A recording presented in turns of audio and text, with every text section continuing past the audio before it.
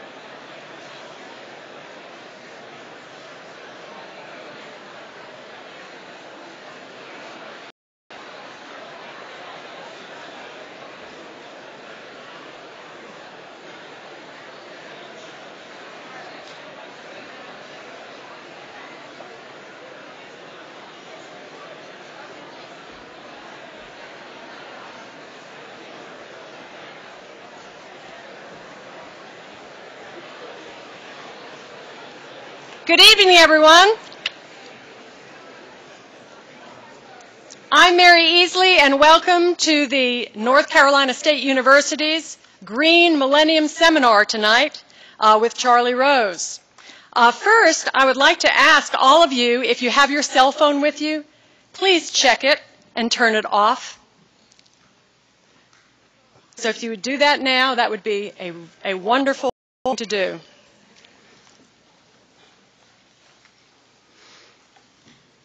Tonight our program will be broadcast on UNC TV, so we would prefer not having any cell phone tones coming through.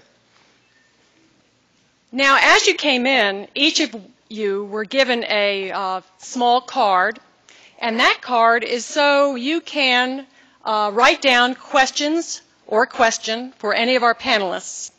And we will have 3 students circulating. We will have one standing up on this side of the auditorium, one over here, and I'll be sitting right down front. And if you can pass them either to those students who will be standing in the aisles or else pass them over to me, we'll collect them and we'll pose as many of the questions as we can to our panelists. Our modus operandi tonight is to have a panel discussion among the guests for 45 minutes, with Mr. Rose moderating it. And then the last 45 minutes will be reserved for your questions. So please use your cards. We want as many questions as you can come up with. Now, we do want to thank our sponsors for tonight, who made it possible for us to put together this program. Our bronze sponsor is the North Carolina Sustainable Energy Association. So we are very grateful to them for their support. We have a wonderful gold sponsor for this Millennium Seminar, and that is Bank of America. We are very grateful to them for their sponsorship. And finally, our television sponsor for this evening is Progress Energy, who is our main sponsor for this event.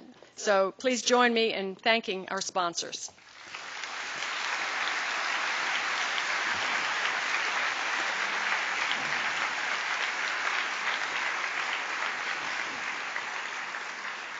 Now, while our panelists are getting wired for sound, so to speak, we would like you to welcome our Chancellor, James Oblinger.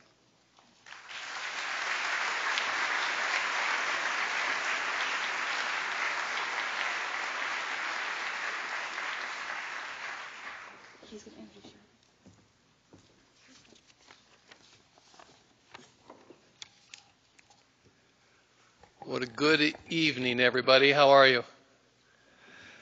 Thank you for joining us for our second Millennium Seminar of the year. Millennium Seminars are an opportunity for us to learn from the practical experience of some leaders in business, the professions, government, and academia.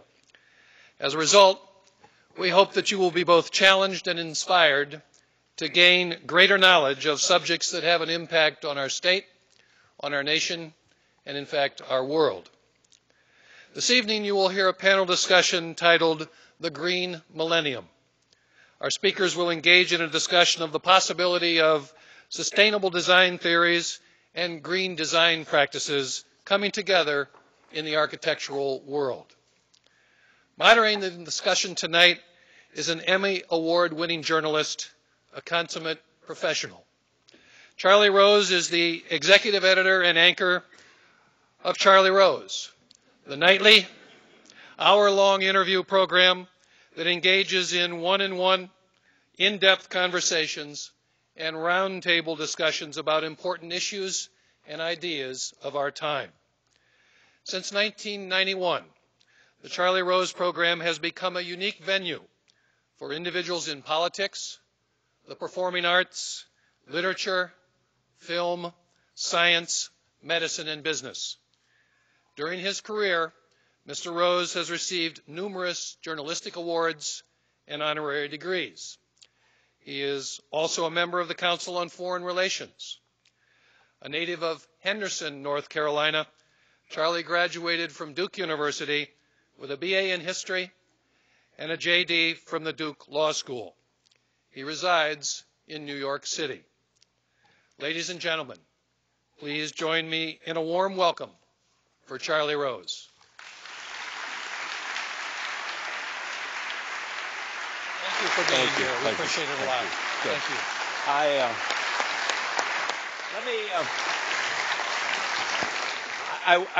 I want to tell you a story before I sit down with this distinguished panel. First of all, I am so happy to be at North Carolina State. I am. When I was growing up about 45 minutes from here in Henderson, we called it State at that time, and I assume we still call it State. My dad, who is now deceased, came to North Carolina State and wanted to, during the Depression, wanted to come here to go to college, and couldn't because of the cost, as so many people experienced during the Depression. But it was always a place that he cared about and loved and would tell me about how much he'd wanted to go here. So I would say to him tonight, Dad, I finally made it to State. So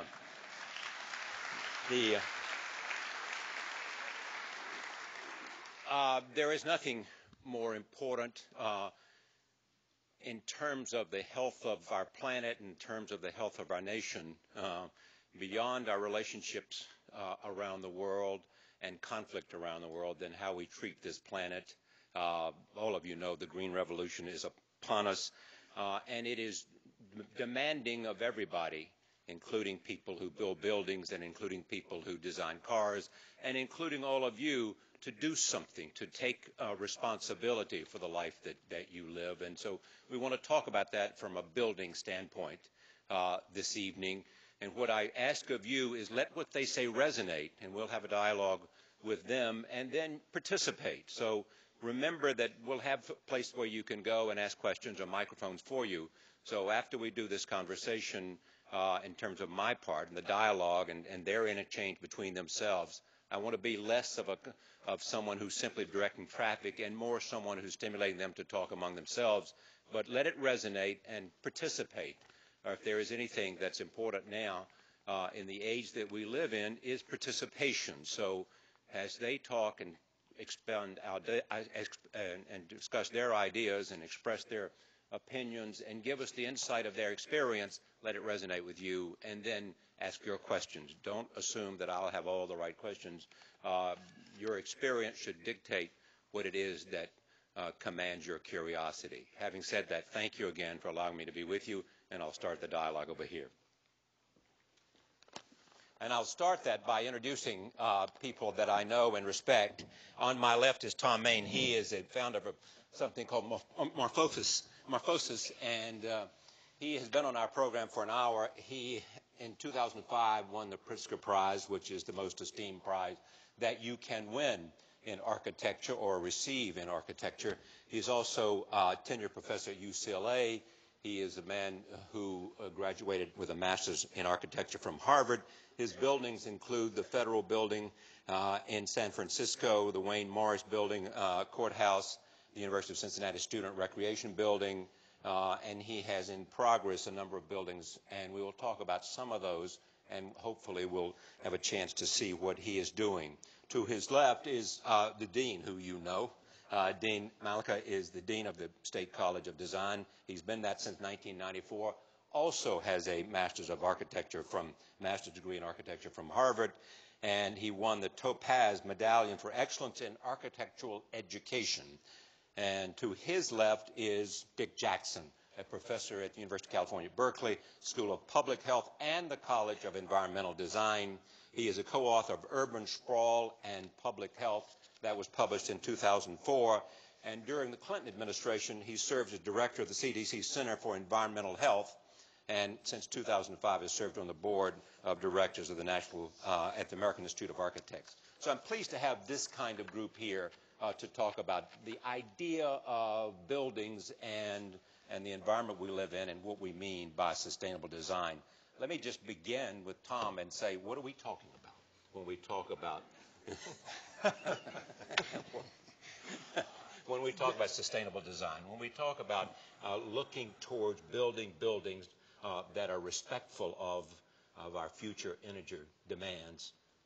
What's Well, it's going to start with, I'm an architect, and I'm an architect manifests ideas, values, issues into usable things, all right?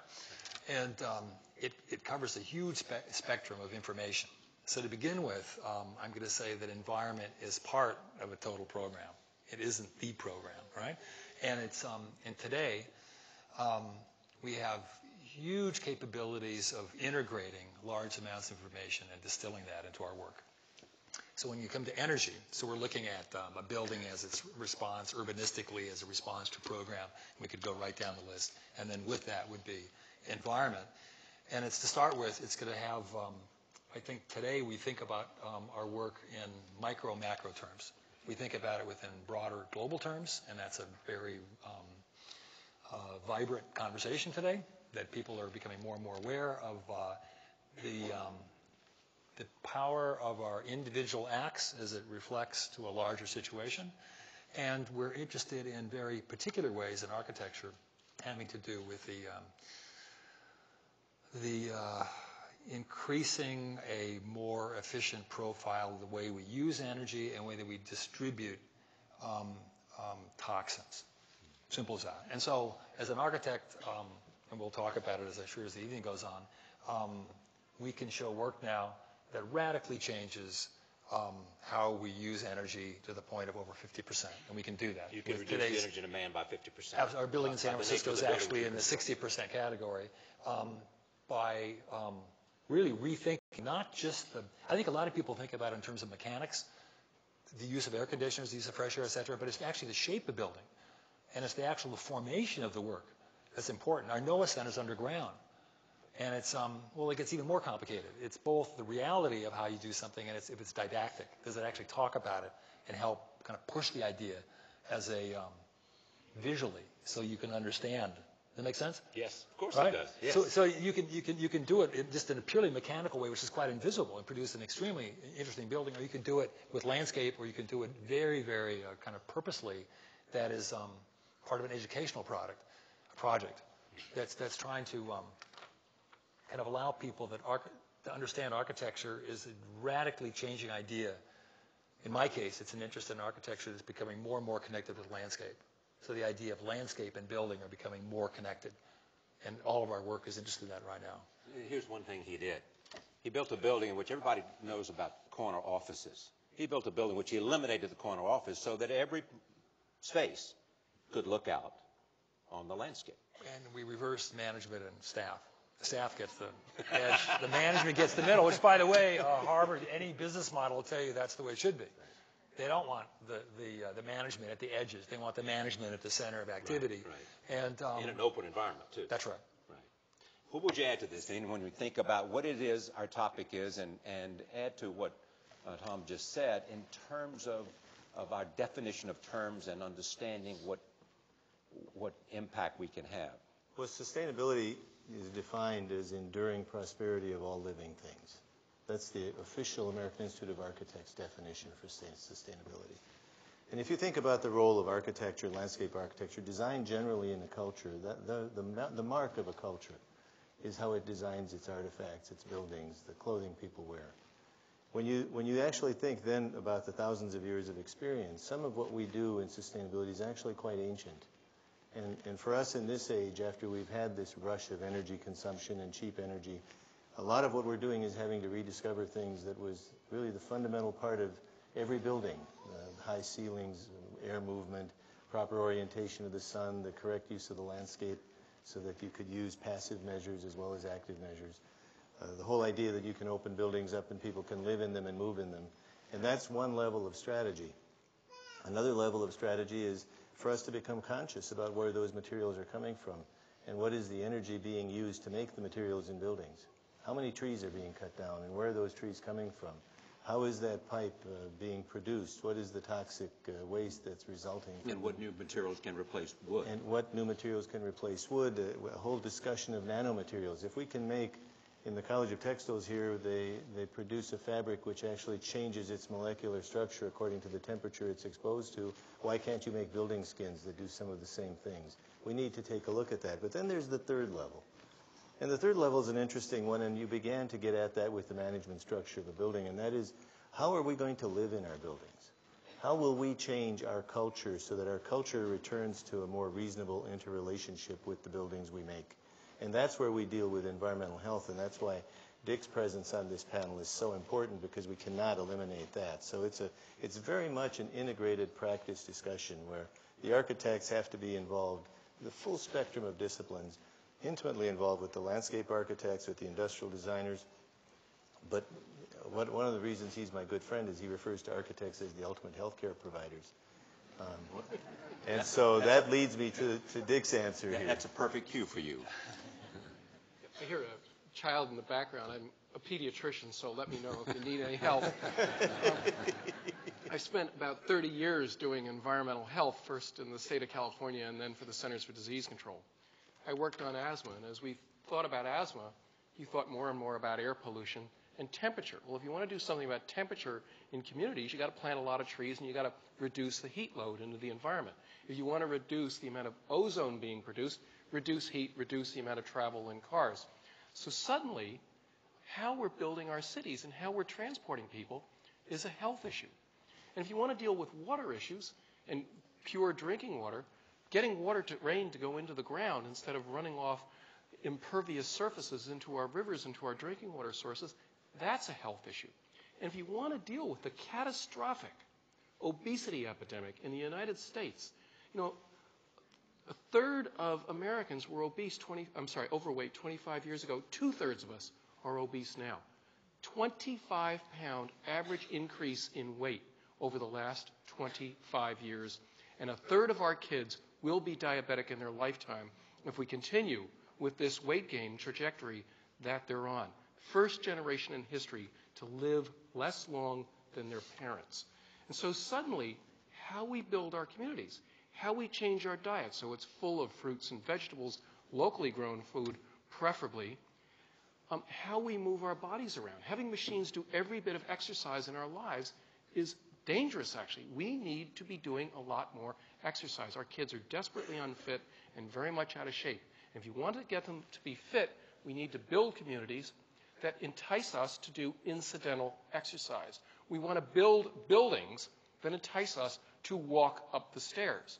And the first time I was invited to speak to the architects, I was really nervous because here I am, this baby doctor, and they invite me to talk to 500 of them in Washington, D.C., and I got up and showed a picture of a building, typical American building, where you walk in, there's the elevators, and you can't find a stairway. You've been on one of these, right? And if you're a woman, you're scared to get on one of these stairways because they're dark, and they're and I said, I don't want you to build buildings like this anymore. I want you to build buildings where the first thing you see is a pleasant and attractive stairway, because one flight of stairs a day for a year burns off 1 pound of body weight. How do you think the architects responded? They loved it, because it was beautiful vertical features and the rest. And so in many ways, my larger theme here is that the things that actually can work for architecture, that can work for sustainability, that can work for communities, can work for health, can work for children, can work for families. Go ahead. I was interested because we were talking earlier. Our building in San Francisco has a skip-stop elevator, meaning it stops every 3 floors, meaning you walk up one or walk down one. And what's interesting is I think the public thinks of architects as, what do you think of architects as? More decorators. We make things look like something, right? And it just has a look, and there's a lot of discussion about if it looks kind of radical or if it looks like history. And it's with some attention to functionality. And it works. Yeah. But I think what's really interesting, when you're dealing with the potential of problems today, I would say the same thing with the automotive industry, that you have opportunities to really rethink the nature of what architecture is, and whether it has to do with health in a general sense that you're talking about, whether it has to do with energy. So in our San Francisco building, what's so interesting to me about it, we were just saying this, is it changes human behavior. Because we have people that complain about it.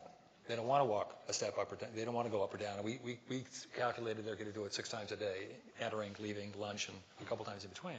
And we get the same statistic you did. And we actually played with it and said, if you work for 25 years, you're going to live 16 days, 5 hours, and 13 seconds longer on a statistic that we got from the Surgeon General. What I want to know is, does it reduce the structural load in the building? No. No. I work at a studio in what's really called the Bloomberg Building in New York. Mayor Bloomberg's company is there. In fact, he's only been in the building one time, and it was finished after he became mayor. But what was interesting about it is that you cannot, from the 5th floor to the 7th floor, you can only walk up and down the step. You can't take an elevator from 5 to 6 or 6 to 7 at all. Yeah. Same thing. Yeah. Tell me, when you think about building a building today, I mean, how do you factor this in? Give me the nuts and bolts of what you do in order to create a building that has an environmental component. This is going to be a complex answer. I think, again, I shouldn't even be here. I'm a design architect, and there was a split between green architects, right? Especially the 60s when I was educated. And I used to, 20 years ago, I'd be lecturing at Berkeley or Oregon or MIT, the places that are known as green architects, and I'd have stuff thrown at me because I was like an evil enemy. Because as they a design thought you guy. only cared about design and the look of things. And then recently, as the work got larger, it just became a necessary kind of involvement, and we've been involved in this stuff for 10 years. Does it inhibit your design and your creativity at all? What I'm going to say is that what I was never interested in is that green as kind of a singular issue. It was way too fundamentalist for me and kind of too simplistic. And I think what's happening today is that architects see green environment as synthesized as one of the factors of architecture, like I was saying. Well, because of that, I can show you a courthouse in Oregon. The major issue is not green. It's the symbol of a courthouse, and it's the single largest issue of how we translate that symbol within the beginning of the 21st century. And there's very, very strong ideas from the Chief Justice what it should be. But it gets integrated, the green, within a broad series of tactics that allowed us to make a LEED gold building. Like what? What's the easiest way to say it without going a long conversation? I was speaking in front of a Green Council in Paris 2 weeks ago, and it was a convention, a green convention. And I said, basically, the building I'm showing you, if I went through all of your products and chose intelligent products that had to do with the cross-section of everything I'm dealing with, this is the building you're looking at. Very, very different than our San Francisco building, where the design of the building is 55 feet wide. You get all natural light. You don't have to even turn on a light bulb. Right? And now it's dealing with actually the form of the building, different problem. We're not now burdened with the courthouse, and it has to have a certain kind of sensibility it was driven by, right? The formal notion of that. Now it gets incorporated very early on. And nor, I was saying, is under the ground. It completely rethinks how the building is. It disappears. It's a park. The other one is thin. You get natural light. And now it's probably the most interesting because we can deal with first principles, and it's actually forming the shape, the nature of the building, which shapes human behavior, which changes function. Because again, in the thin building, they're used to huge floor plates. Right. So now I've got to convince my client, well, there's 6 floors, right? And there's skip stops. Right. So not only you're walking, which they're not used to, you would be if you're in Europe. By the way, in Europe, we've had an office there for years, and we had a 5-story walk-up, and it's typical in Europe, as you know, right? Okay, but let me come to that, because I was thinking about that as you were talking about it in Paris. I know you're doing a building in Paris. Is Europe ahead of the United States in terms of a mindset about building and environment? Yes. They are. And why is that? Why are they? The per capita use of energy, the last time I heard, was 1/2 of the states. Something that they have. The general per capita use of energy in Europe in total is about 1/2 of the U.S. It's a huge statistic. And it comes through the automobiles, it comes through public transportation, it comes through an intensified environment. It comes through a radically different notion of how buildings are built. Actually, a huge amount of the work recently came from our early work in Austria. And you can only make a building 7 meters from air, right? There's no such thing as a large floor plate building. It has to be 7 meters if it's a working space. Same in Paris. Our tall tower, the first rule is it's just a given. No one even talks about it. It's 7 meters to open space, and that's going to reduce. It's giving you fresh air and it's reducing light. The two major kind of drivers of energy use. We're exploring lots of ideas here, including the idea of education, which is the dean's primary province. Are you teaching what about the environment in architectural in the School of Architecture today? Well, I think some of the sensibilities that Thom was just talking about in terms of getting natural light into the spaces which weren't part of the course load or the curriculum, say, 5 years ago. They were part of the curriculum, but I think the discussion was around more of the aesthetic explorations. And so as Thom would go around and give these lectures from the early part of his career, they weren't asking him about the environmental sensitivities. they were asking him about the theoretical exploration. But that's still first, isn't it? The aesthetics is still the first thing. No, I would not say that. Right now we are trying to teach our students to be design thinkers. And in that process, of course, there is a theoretical exploration. But there are these other issues that factor into it. We're seeing more research in architectural schools across the country. Why should they be in conflict? They're not in conflict, and I think that's why I use the term design thinking, in that when you're in the role of design thinking, you're in a holistic mode. The studio has many disparate pieces of information flying at that student to produce the design. And what we try to do is teach them to be mature thinkers so that they know how to prioritize.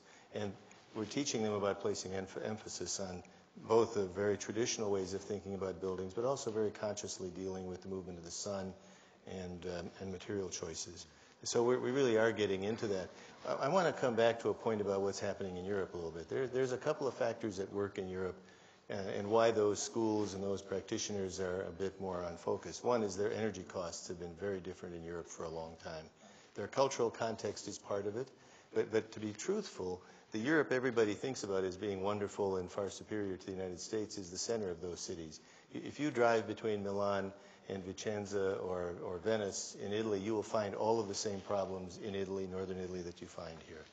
And so the issue has to do with energy cost, and it also has to do with life cycle costing in buildings, which is, again, the European mentality towards building that building isn't a 15-year flip or even a 6-month flip, where in this country you're having a development mentality that causes the cost of energy to not be factored in. So there's front-end costs, there's capital costs that allow you to build a much more sophisticated product that gets amortized. Right. So in my discussions here, there is no discussion with amortization. You have to build it for the same budget as a much less sophisticated building that's hard to do. Right? In Europe, the negotiation will be amortization. Is it 7 years or is it 18 years?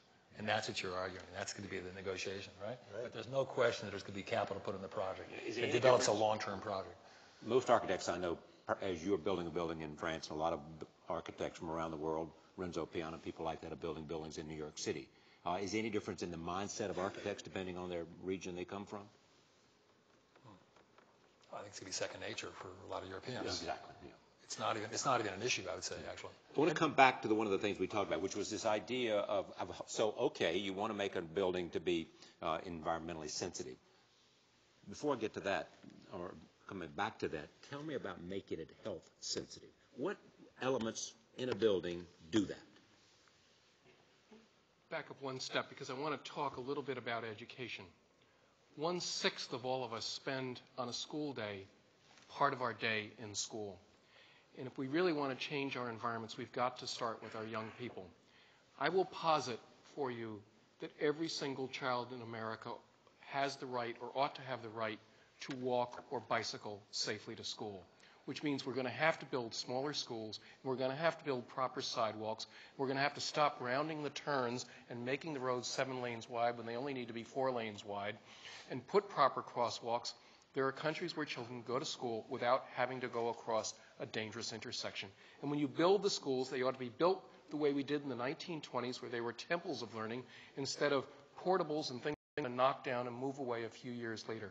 They ought to be built in totally environmentally sustainable way. Kids learn better. They do better on math scores. They do better on their reading scores if they are in rooms that are daylit, where you have lots of sunlight. There's actually good physiology for it. The child's trying to read and study. If you have daylight in there, they can concentrate better. The hormone that makes them sleepy goes down because there's daylight, and the hormone that makes them more alert goes up because there's daylight. You don't have the hum of the fluorescent tubes if you have a lot of daylight. In California, we require that 6% of the roof of all new buildings be daylight.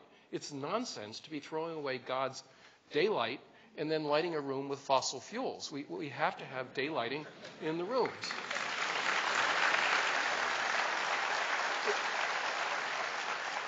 It's nonsense.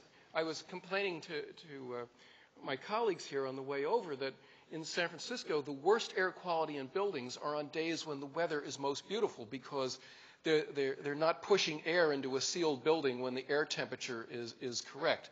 The other thing to make a place healthy is fresh air, open the windows, daylighting, also keeping moisture out. I mean, one of the things that I know I've read about is that there's a dramatic reduction in new buildings in the amount of air conditioning required because of some of the architectural and structural and design components going into new buildings.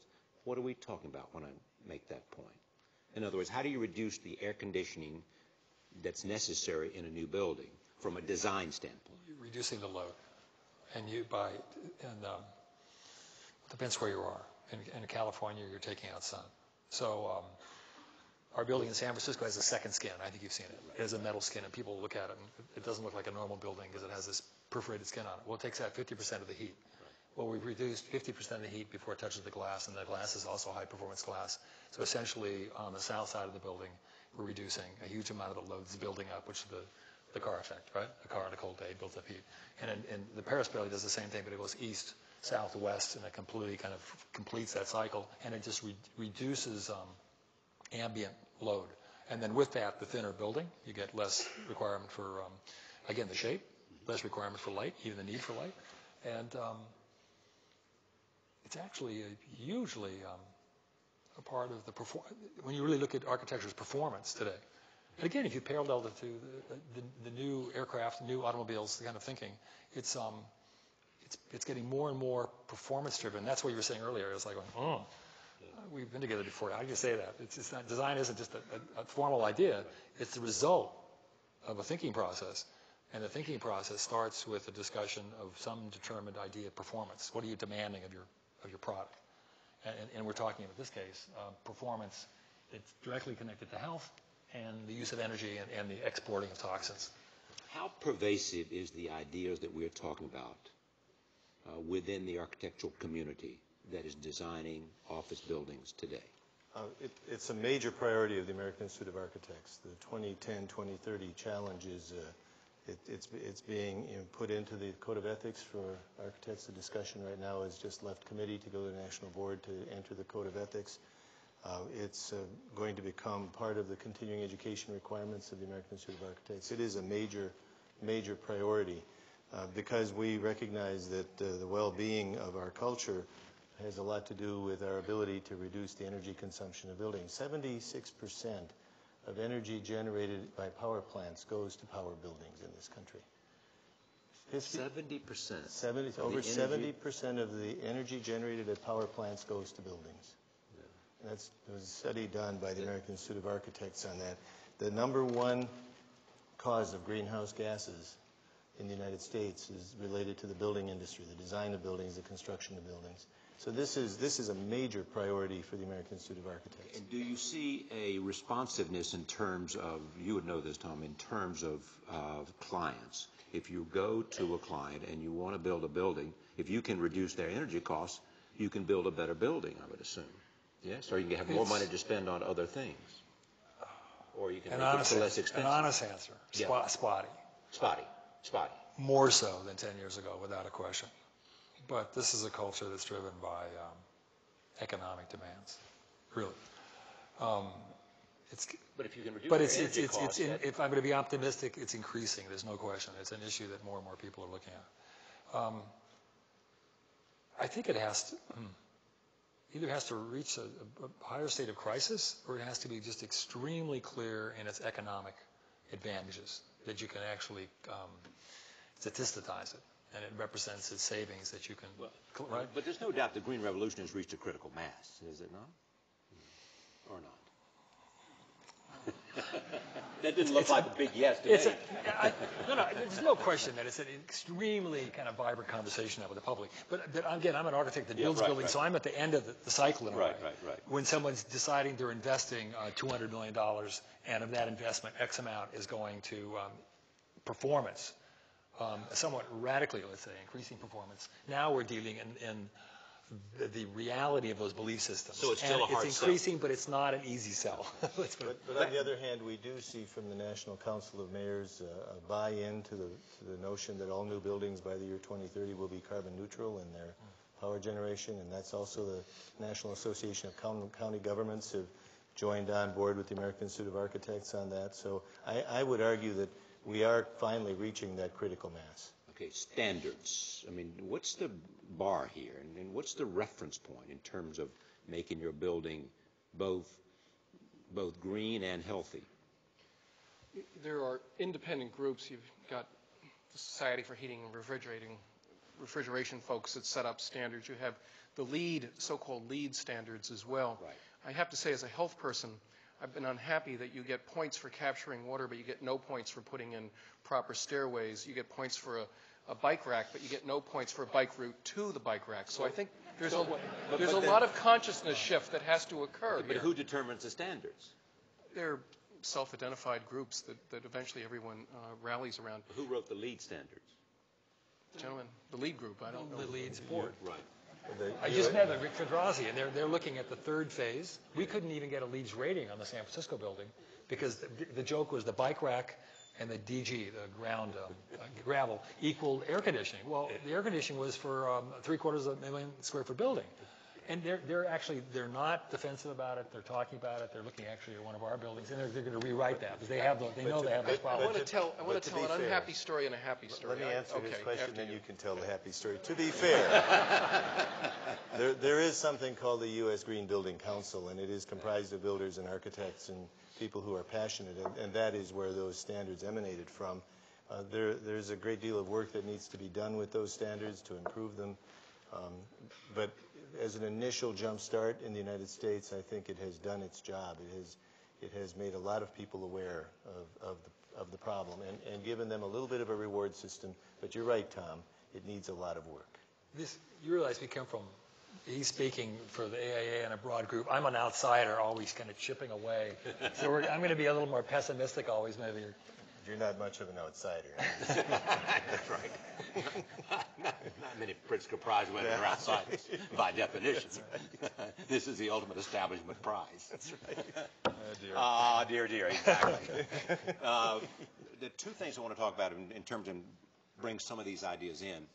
What's the most difficult part of doing all this? I mean, is it dealing with your client? It's not the creation, is it? I mean, you know how to achieve the objectives. That's your business. That's your craft. That's what you've been doing. So it's just the deal you can make with your patron. Or the most frustrating part is the reality of actually achieving the objectives that are achievable today. So again, in our building in San Francisco, we had X budget. That's a given. And we had decided to make a very aggressive kind of a policy towards energy in terms of the performance. And the difficulty was just doing it. So we had to put a second skin on the building, and there's no money for a second skin. So it had to come out of something. And the building had to be concrete for thermal mass, and it was more expensive than steel. And we could kind of add the pieces up. And it's also integrative. You can't pick pieces out. Everything had to go together, right? And so really the hardest part was actually just achieving it, just actually fighting it out and actually the mechanics of kind of working out the project because there was no, there's no delta to do this, That's right. right? And that's the biggest problem that we face in this country, right? Right. And it's, and again, it'd be very simple if you're looking at a high-performance automobile. If you're looking at a high-performance light fixture, I was just in Zurich, and we got an award for energy efficiency and from Zumtobel. And they make a very, very efficient set of light fixtures, and they're expensive. But what happens? You use half as many. In fact, I was joking with them as they gave us this award for the San Francisco building, and I joked, this is really interesting, people that sell lights are giving me an award for using half the amount of lights, right, of their product. And I should be taking them out of the business, but I'm not taking them out of business. They produce an extremely efficient piece, and it costs more money. But they're creating and I use half of them. Right. That's right. And actually, that's what's taking place in architecture, exactly the way it's taking place in the aircraft industry or the automobile industry. You produce something much, much more sophisticated as a product. And out of that, you get huge, huge mileage and performance. Right? Like BMW's producing a car, their biggest car, their fastest car, and it'll produce no energy. And they are so fussy. We're working for BMW a year ago, and I was working with some of their head designers on this project. This is a competition. And it was amazing. They are so fussy. They're now working with the lubricant, which is still petroleum, in the crankcase, and trying to come up with a lubricant and a design of an engine that doesn't even pollute the small amount of stuff that comes out of lubrication. That's how fussy they're. We all know what's happened in terms of how Toyota and Prius, now all of that has had an impact, or at least it made the automobile industry take notice. Are there things going on in other product areas like lighting? For example, Walmart in terms of the kinds of bulbs they're selling and promoting and all of that, has an environmental impact. The building that I work in, if you go to the building now at night, the dramatic difference in the lighting is so apparent.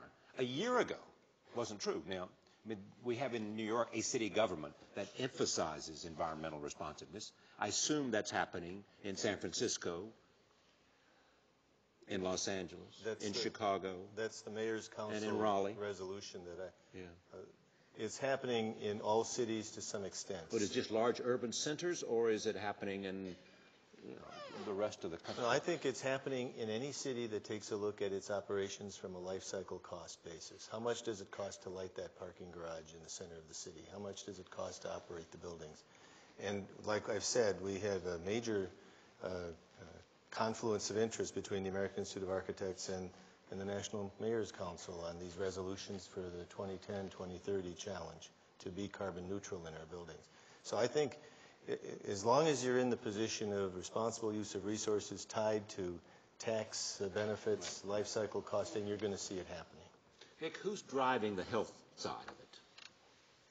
Probably some of the most exciting, well, the big driver on the health side is we're spending 16% of the gross domestic product on health care now, and we're looking as much as 30% of all the dollars in the United States going into medical care within the lifetime of the young people in this room. So it's a huge scare and concern about how we're going to pay for this. Hospitals are beginning to retool. Kaiser Permanente has going to green buildings, daylighting, photovoltaics on the roof, a lot of organic food, farmers markets in the yards, underground parking instead of surface parking. Hospitals are very difficult because they got to run 24 hours. They have to have a lot of redundancy. They're very energy intense. And they have resolved that they cannot be health leaders unless they're sustainability leaders. So even that level of consciousness in the medical directors, the same has happened with a lot of the medical centers, is they are realizing they cannot pretend to say we care about health if they're the biggest polluter in town. Is it reaching from, because the people who are the most vulnerable are from the lower social, economic strata, is it reaching them, these kinds of health measures, this kind of consciousness? We know that movie stars, Brad Pitt and Leo and the rest of them, do this because they believe in it, but also they make it trendy. But does trendiness get to? You know, the cost issue is very difficult. And in fact, one of the issues, I was trying to get all the schools in I was health officer for the state, all the schools in California to be sustainable, high efficiency, and green.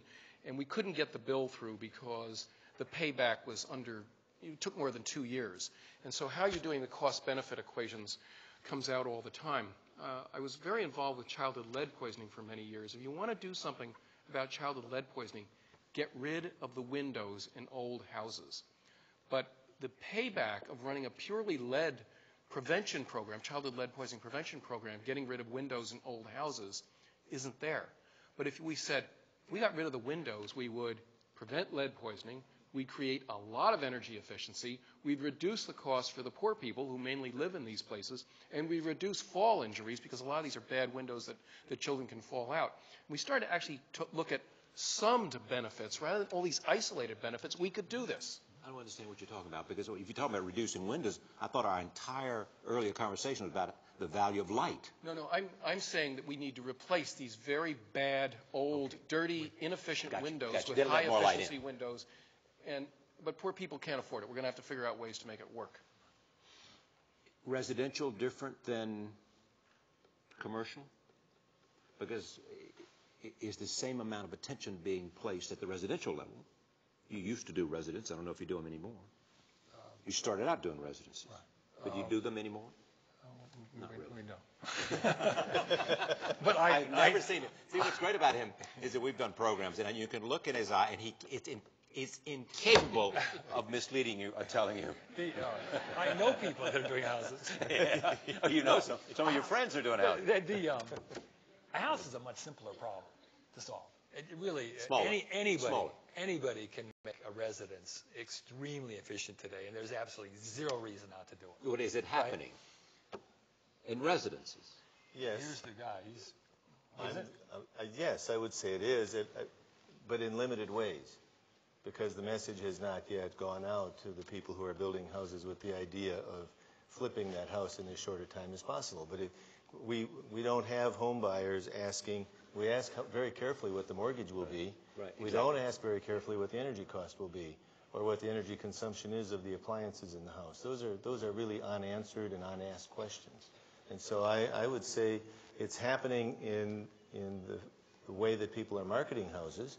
You can buy an energy efficient house, but generally people are beginning to do it as they try to reduce their costs, their monthly bills. And is it your fundamental belief that people who do what I do and people who write stories and broadcast, think that this movement and the impact is greater than it is because we do stories and we talk to people that are involved, i.e. that we have the people like you have a much more significant educational job than you're doing now? Oh, I think one of the wonderful things about NC State University is that it's a land-grant institution, and that means we have a responsibility to the people of North Carolina and to a greater region to provide this kind of assistance. We have a program. You mean information and assistance? Information and assistance, and not just on matters of energy, but on universal design questions, land development questions, viewshed corridor questions. Helping to improve the quality of life is a fundamental part of our mission. And so we have a program with the News and Observer called the Home of the Month. Oh. And so it's published in the newspaper. Every month there is one. There's articles written about it, the discussion about proper design, response to energy concerns. It comes up in every one of those articles to the public, and they're held up as exemplars. And I really think that's a very powerful part of what we do. We, in fact, have relationships with communities that require affordable housing. And so we have a faculty member who is working with the Lumbee Indians, for example, to provide affordable housing that deals with these energy questions in the design of these prototype houses. So I would say, yes, the university has a massive responsibility, and a design school in a public land-grant university shares that responsibility. But don't you think that the AIA and educational institutions, I've been involved in education my whole life, are somewhat marginalized and somewhat esoteric in the broader community? Because I would have said we haven't touched it on a political will. Right. We will. That we're working within a not particularly positive kind of environment within the administration over the last 7 years. And that, in fact, you could say it was quite antagonistic. And as an architect that works in various parts of the world, I'm continually have questions brought to me, even by people that know who I am, and et cetera, that kind of tease me about being an American when we even touch an area of having the energy.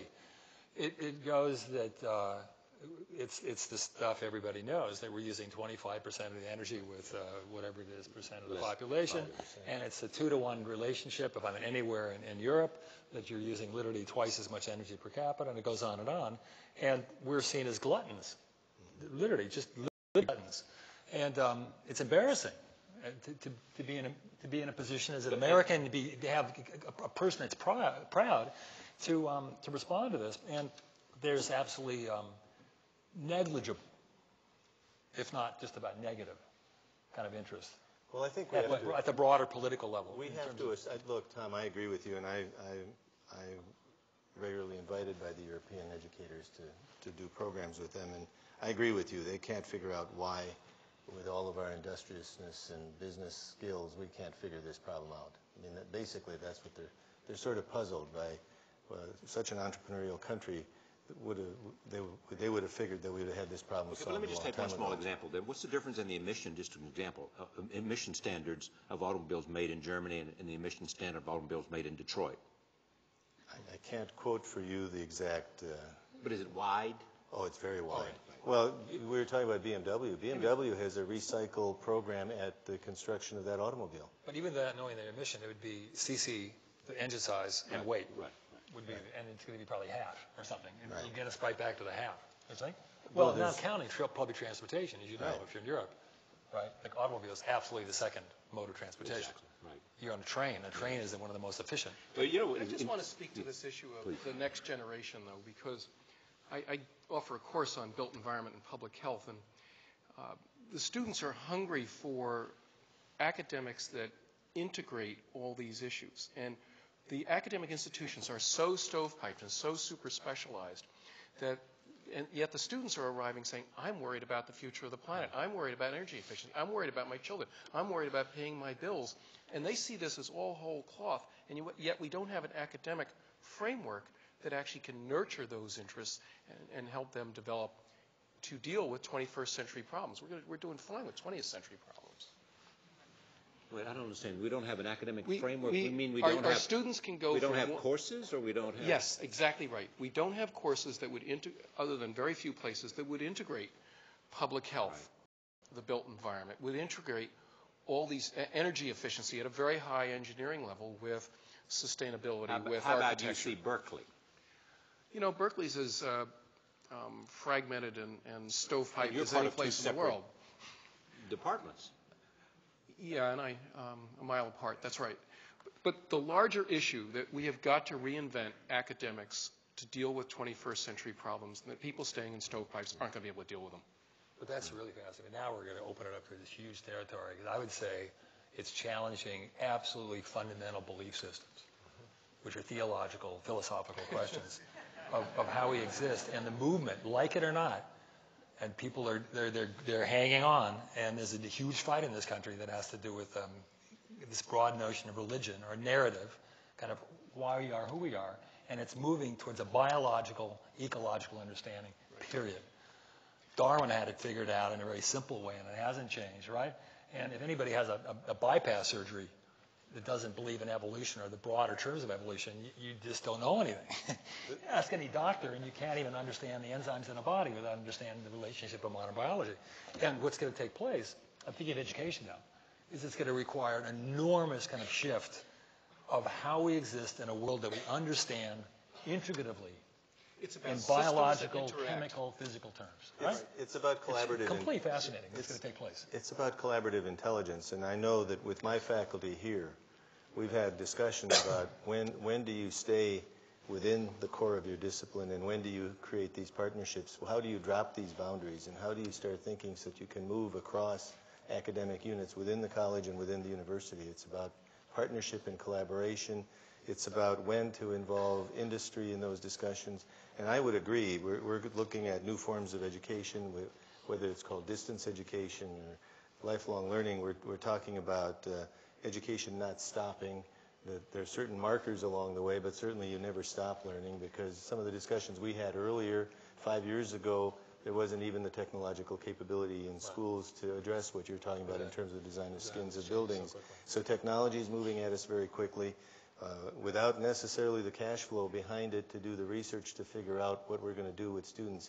And that's why, at least in the discussions I've had with educators, we're coming back to design thinking to teach very fundamental skills. Clement Mock, was president of AIGA, American Institute of Graphic Artists. When he was addressing the association a couple of years ago, he said what we really are challenged to do is to educate crossover artists. People who are good at one thing, but who can participate on a whole number of different discussions. Advertising. That's right. Well, there you go, Jackson. The National Institutes of Health puts out $30 billion of research grants, and if you came in with something that looked at the function of a very tiny cell in a very tiny part of the body, you might well get funded.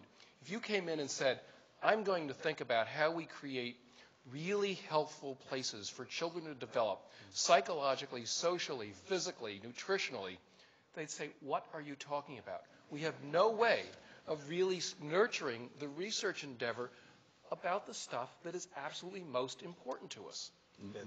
Go ahead.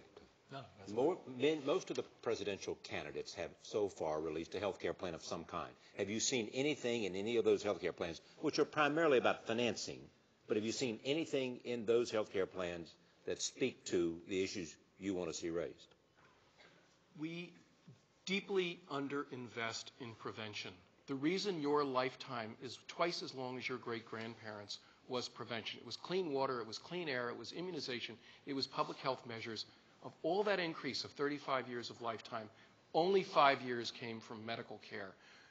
The first dollars have got to go to prevention. We need to take care of children. We need to take care of immunization. We need to take care of their dental health, their nutritional health. Then we'll worry about what happens to people my age. But let's take care of that. I repeat, and let me get to this. All right. Let me get I think part of Hillary Clinton's plan has very strong upfront dollars towards prevention, but the first dollar's got to go there. And some of the other plans have it too. My state, by the way, is in big debate about. But do you think the medical profession has bought into that? I think the pharmaceutical industry has had excess influence over both the research and the medical endeavor in this country. All right. They may be giving me a signal over there, which I can't see because you're in the dark. I'm sorry. You need to go to questions. Is that what it is? All right. All right. Let's go. I've got a couple. While you get your questions. What about New Orleans? Have you been involved? Actually, we're working with speak to that. Mr. Pitt on that. That's sort of housing. With Brad Pitt? Yeah. Okay. I was a juror in one of the first projects. In the ninth. In the ninth ward. Yeah. There's another project building a sustainable house, an inexpensive house. Yeah. What can I say in this short period of time? What's actually interesting about it is that you can start with a single building of 1,000 feet, and it's going to take you to the macro today in terms of how we thought. We had done right after Katrina, we did a study that was shown at the Netherlands Architectural Institute in Rotterdam, and we suggested that they empty the 50 square miles of the lowlands, purchase the property, and turn it back into a marsh. And if you connect the dots in the last 2 years, it was proposed 3 weeks ago. It was an article in the New York Times that said do exactly that. The dikes are not going to work, and they cost $30 million. We went back and did a study, and said that the house has to be completely self-sustaining. It's off the grid, so it's absolutely 100% self-sustaining. It floats. It's made out of a dense foam with a concrete technology, and it's extremely strong. They made boats like that 20 years ago. It's not anything that new. And but what was so interesting to us, we started with a small project, and we had already went on record saying we shouldn't be building there, and we're saying we have to turn this project down or kind of really rethink how we make this work. And we're saying no, you keep it off the grid and you build with the bigger picture in mind of sustaining the broader environment, the 57 square miles, and that's a fascinating project. And talk about a project that's I was just there. Many people been there since then? It's one of the saddest. It'll bring tears to your eyes. What hasn't been done. What hasn't been done. It's exactly. shocking to be an American to walk into that city. It is it's beyond actually comprehension, honestly. You leave it, you've seen it, you've been there for a couple of days, and you still can't believe it. And that is probably one of just an amazing kind of future opportunity for the potential, what could happen there if someone got interested. I just want to be fair to you. You brought some slides, and should we look at them as an illustrative? If you got them, can we put these slides on the screen here, or not? Our tech guys right behind Okay, us. figure that out while we take a question. We'll go to the audience, and then we'll show these buildings. Right. Oh, there's one. Go. This is what I mentioned. The Wayne Morse Courthouse is in Oregon. Former Senator Wayne. It's the courthouse, and he uses a broad, integrated kind of approach to get a gold lead. Next. This is a building that you're looking at, a piece that's pushing out of the ground. This is the NOAA building. It has 6 acres of administrative space under the ground and one technological piece above, which are the ears that monitor the 22 satellites. Next. So the whole thing seen from 100 miles. NOAA says they're the caretakers of the world. They look at the site from 100 miles up. They see a park. They see 12 acres of empty land with this one line on it. A second skin, a Caltrans building for Los Angeles. Next. The one that really works, the San Francisco building, 50 feet wide, a second skin, took out 60% of the total energy use of an average building. Does this building 60%. have any air conditioning? It has air conditioning and inner administrative cabs. Okay. Everything else is natural air. It's funny, a critic mentioned, not a guy that very much likes me, he said anybody could do this in San Francisco because it has a very mild climate, and it was actually true. Except I said, well, but I did it. Right? And I completely agree. Right? it was just the dumbest thing. Just followed our noses. And okay. All right, next one. And then the thing that I'm an architect, Inside. and this goes back to the green. I'm interested in making exciting spaces, and I'm an architect. And so finally, there can't be a division between the pragmatics of making hideously ugly buildings that are incredibly efficient. The two have to come together. It's a win-win. Yeah. You make buildings that are exciting and have an emotional content and perform. And for us, hopefully, this proves that. the inside and it shows parts of the outside. A building in Paris, something much more sensuous. In La Défense, it's 1,000 feet high. It has 50-foot high wind turbines on the roof. They're going to produce a lot of the energy. The skin now wraps around 3 sides of the building next. And again, I'm trying to match performance with the sensual. Something that's just outstandingly beautiful, if that's possible. This is Paris, and I wanted something just amazingly kind of romantic. And so there's no collision between architecture and performance. Is it that much harder to do? Not at all. Exactly. All right, first question. Hi, my name is Albert Blackman. I'm a senior here at North Carolina State University. I'm going to be asking the panel a few questions. I want to thank you all so far for a great discussion. Hopefully we can keep that going with some of the audience's questions. My first question here is for Dr. Jackson. Given the many different design metrics of sustainability that may be in conflict with each other and the cost, how does one define or select a sustainability criterion when it comes to public health? You know, the human being is the integrator of all the things we're exposed to. In the toxicology world, we endlessly go after this chemical, this chemical, this chemical. And what we really need to do is look at the sum of all of this. And so if you can actually create a space that works for children, that works for elderly, that works for disabled people, and actually think about the functioning of a human being in that space and what the impact is on the planet, I'm going to be happy about it from a health standpoint. I don't want to say that, it needs to be, obviously it needs to be quiet. You need to be moving natural air through and daylight through. But coming up with absolute rules, I'm scared about it because we've gotten in a lot of the trouble we've been in because we've made rigid rules about future designs. I would actually defer to Thom a little bit on this one as well, or Thom or Marvin. There's a wonderful book from the late 1940s written by Richard Neutra, an Austrian-American architect, called Survival Through Design. And I think he really laid out a really wonderful agenda in that book to do exactly what you're talking about. It's a worthy read. Okay. This next question is for Mr. Mayne.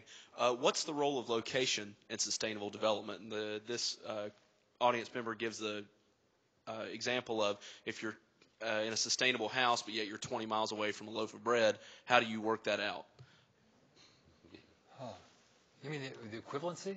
Or just how does location factor in sustainability? Location. You make your own bread.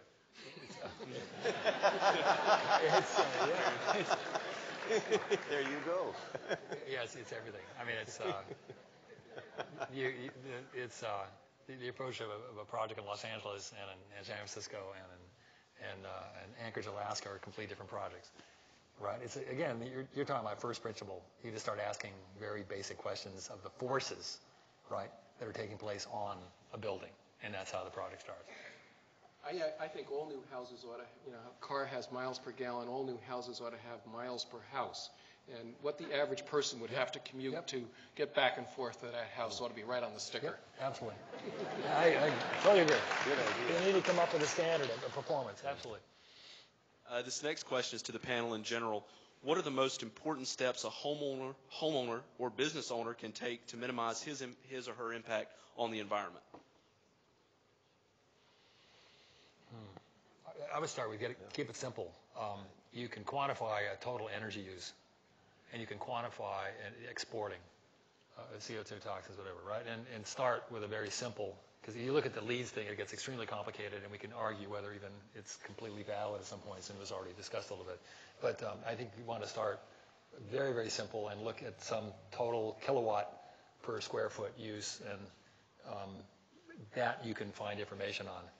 And use a global standard. Use a relevant European, whatever, a higher standard, not a national standard, but a global standard, right? And I think you'd be shocked how easy it is to achieve these things. But don't. Let's not make it complicated either. You can, when you're buying the water heater, in the course of 20-some years, you're going to replace all the systems of that house. You're going to buy a new dishwasher. You're going to buy a new water heater. Pay attention to what those energy consumption costs are. If you have a chance to plant a deciduous tree on the south side of the house, the tree loses its leaves in winter, you get the benefit of the sun. The tree is full of leaves in the summertime, and you shade the building from the sun. Some of it is really just thinking very straightforward and pragmatic ways about what it is that you're doing, and be thoughtful.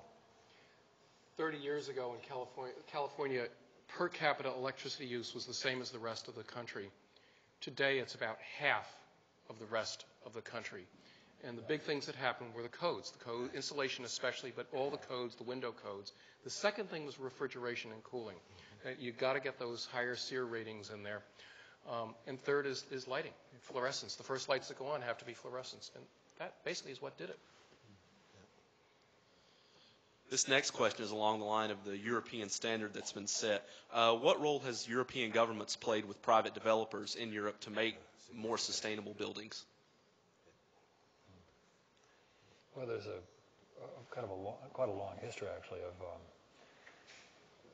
much more difficult code requirements. Architects work with standards that are performance-based, structurally, mechanically, etc., and they're tougher. They're more stringent, right? And really, it's as simple as that. It begins with that notion. Again, I was mentioning in our first work in Europe, in fact, even in the academy, it's really interesting. There's subjects that are in our school system that don't even exist there, but they're completely taken for granted, like the width of buildings and the relationship of light and openable windows. In Switzerland, you don't build a closed building. The window has to open. So it's not a conversation. If it's a working environment, you're X feet from the window and it opens, and light and air, done deal, right? And so again, you can start making it quite simple. Don't get overly complicated with it, and start with that. And then if you're interested, it'll propel you out. In some countries too, in France, I mean, François Mitterrand, as a president of France, had a very strong interest in architecture. And therefore played a very strong role in what took place. Now, most of that had to do with design and the sense of whether it was the Louvre or whether it was other buildings that he instituted a consciousness of and supported.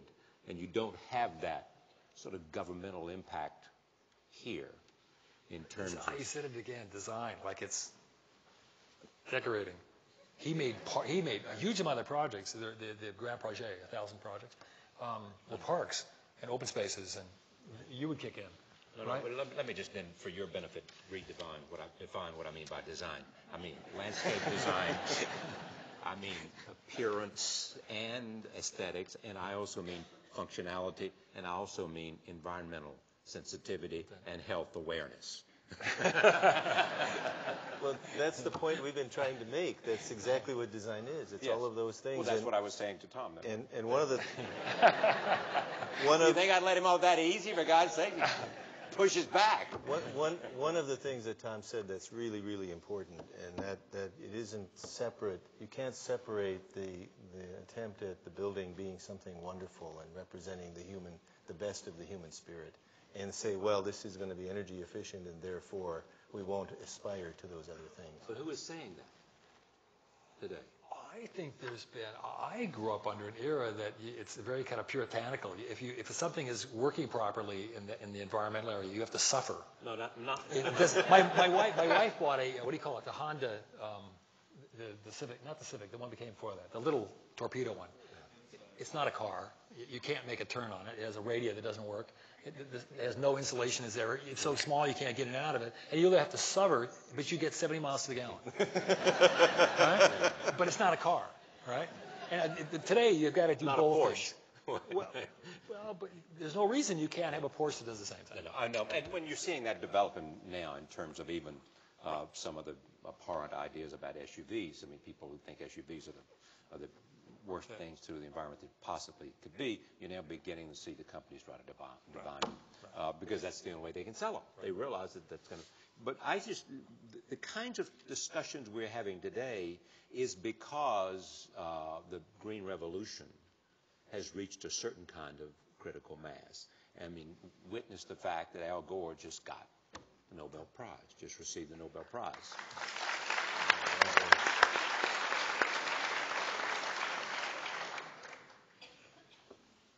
Question hits a little closer to home. As all the students hopefully here know, we have a new library being built on Centennial Campus. And this question goes to the whole panel. What are 3 things that must be part of the new NC State University library?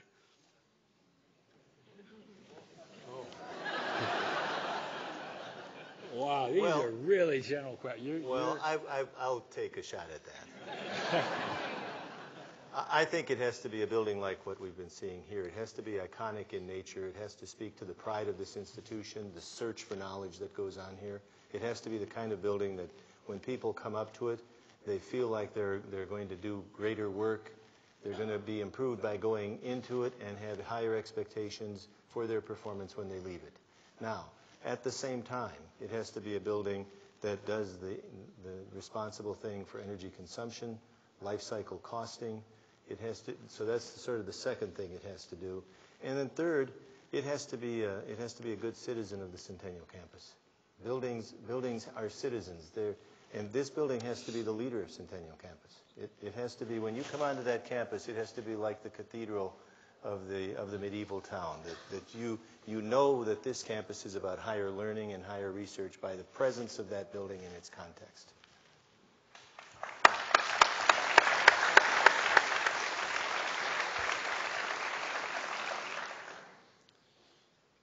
This next question is for the panel in general as well. Can we begin to discuss sustainable development without discussing population control? No.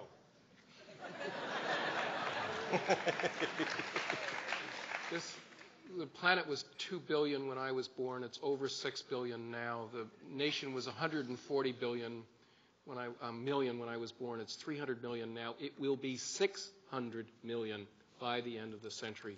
There's no way we can have sustainability. I mean, if each one of us uses half as much, we're still not going to make any progress. So I do think population change has to happen. The way you bring about population change is you educate women and improve the quality and empowerment of their lives.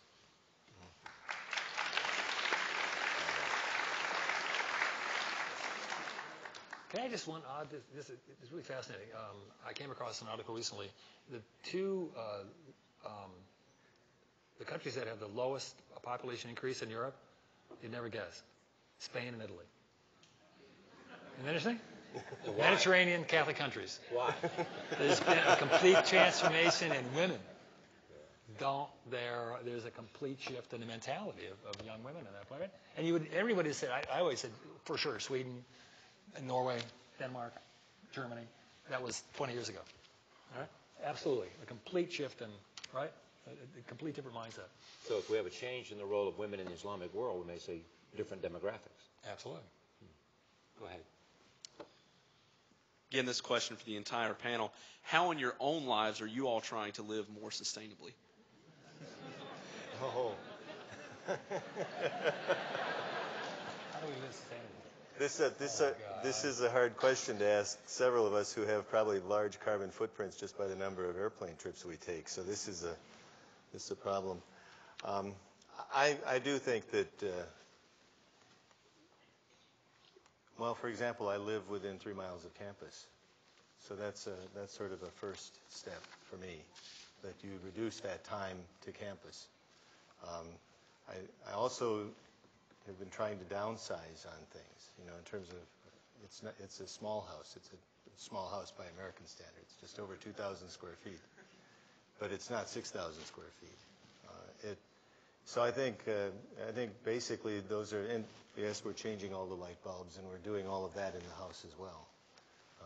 But it is a problem. We're living in a world that's actually, I was on an airplane from Washington, D.C. this afternoon to get down here because I was at a meeting there. There's this conflict of the university spreading its wings farther and farther and the interaction doing more and more, and that's a large carbon footprint. And so you don't have to.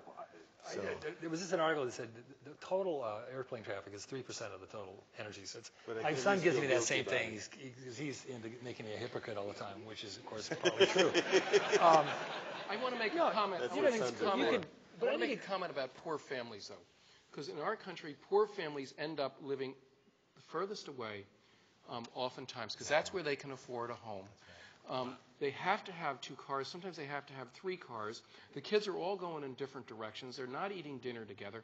And what architecture could really do is create high-quality, dense housing for our young families so that they actually could see their children and see each other and would be close to work and wouldn't have to be commuting so much of the time, and they could get by with 1 car.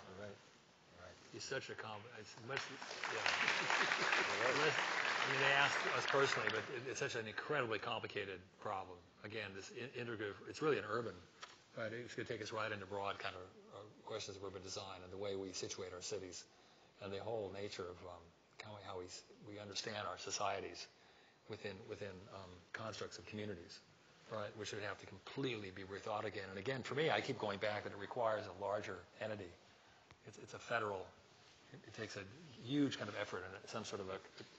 Let me play off of that then. So we have a new president in 2009, January 20, 2009. Within the context of what we have been discussing today, tell me the 5 things you want him or her to do.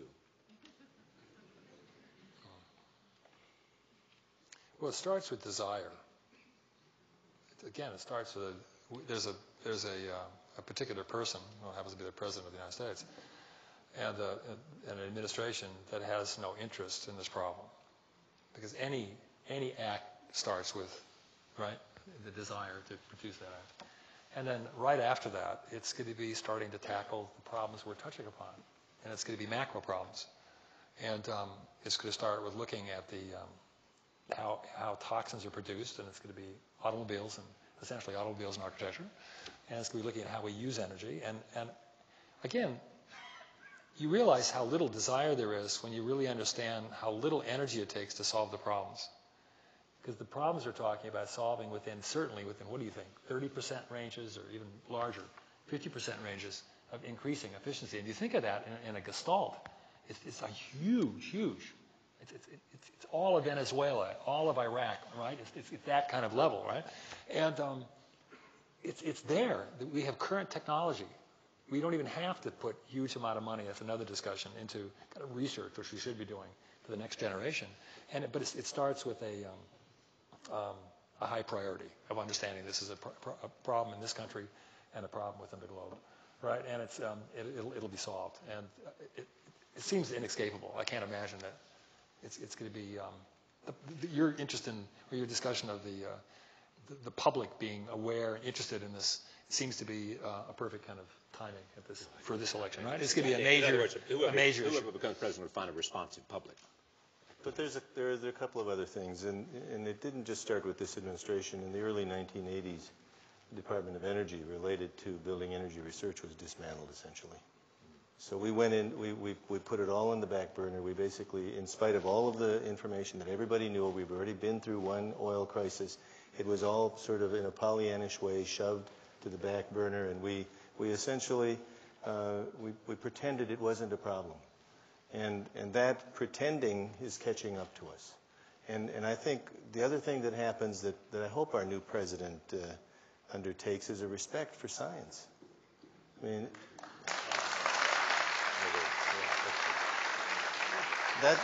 it's unbelievable to me that we are having happen to really respectful scientists who have, the only agenda they have is their work, to have that turned and twisted.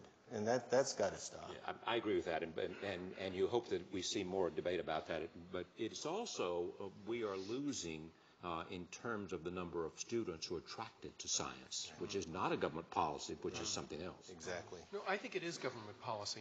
You know, The number of students that are attracted to science? I think we have underinvested in education. We make it so hard for kids nowadays. When I wouldn't have gone to college if there hadn't been the national defense loans, honestly. And now a lot of our kids are saddled with an enormous amount of debt at excessive levels of interest. And the first thing we ought to invest in right up front is our schools. Really create quality local schools of a size that really are owned by that community. Support kids when they move into college. We ought to have a national service requirement to do it. You're talking about the number of kids that go to college and go on. I'm talking about specifically the number that go into science. I don't think that those two things are separate issues. You know, I think, well, I guess I would just argue that if we would really turn up the pipeline of young people going into advanced education, and we actually made it exciting, maybe in this cross-disciplinary way instead of the stovepipe way that we do it, we could actually make this happen. But there's also other issues like immigration policy in terms of some of the best and smartest people are going back, because it's attractive to go other places now, but also because we have policies that impede them staying. But are we in this odd time in history where the issues that are prominent in the newspaper are the restricting of stem cell research? It's not a complete excitement, and finding a critical mass of going, this is the latest in intellectual and creative activity that everybody is supporting. And it's not that it doesn't have risk or there's not discussions about it, but it represents one of the kind of territories that we should be absolutely excited about, what it means to live in the 21st century. What are we going to produce to the generation, right? I've done 5 hours on this stem cell. I can't tell you how the possibilities and how enthusiastic the scientific community is to do something. Well, and there needs to be balance, too. You know, when you fill the regulators' positions with the people who are to be regulated, you lose the balance of your government. I just want to give you a chance to speak to the idea of what you would like to see the next president do when... I think that thinking about space and land in a very serious way, I think revitalizing our cities, you know, HUD was pretty vibrant for a while, and now it's become pretty moribund. And Hope 6, you know, it actually did work, and the interspersing of lower income folks and better income. Sacramento, nobody wanted to go downtown Sacramento 20 years ago. It's very lively and vibrant with all levels of society and restaurants and culture and the rest. We need to revitalize the cities, and we should stop paving over the best farmland in the world, which is what we're doing right now.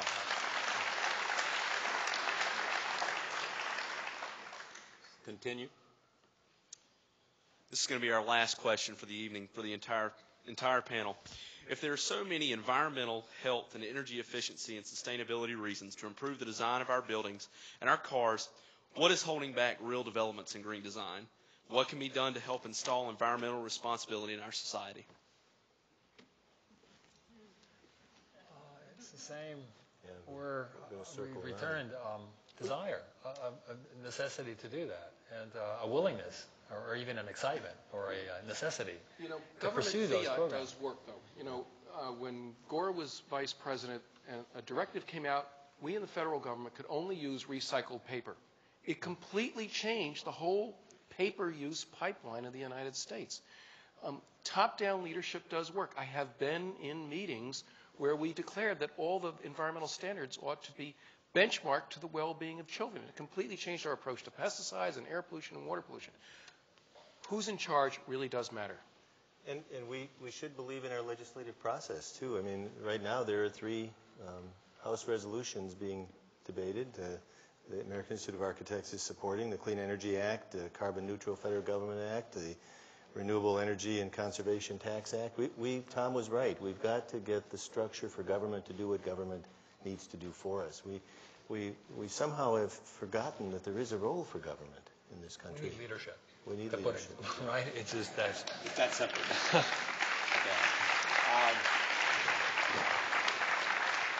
So, Chancellor comes back.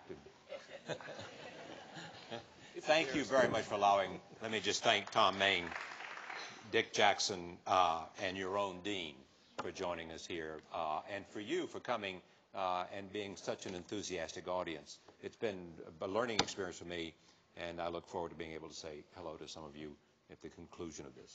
Chancellor? Please join me in thanking this panel.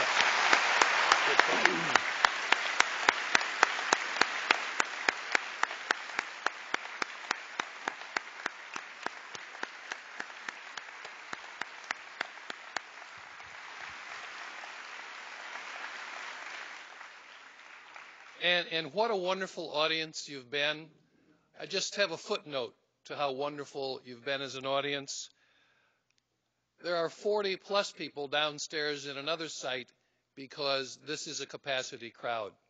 I want to thank them who are under the bleachers here, so to speak, for being part of this too. Informative, enlightening, timely, and passionate. Let's thank them again.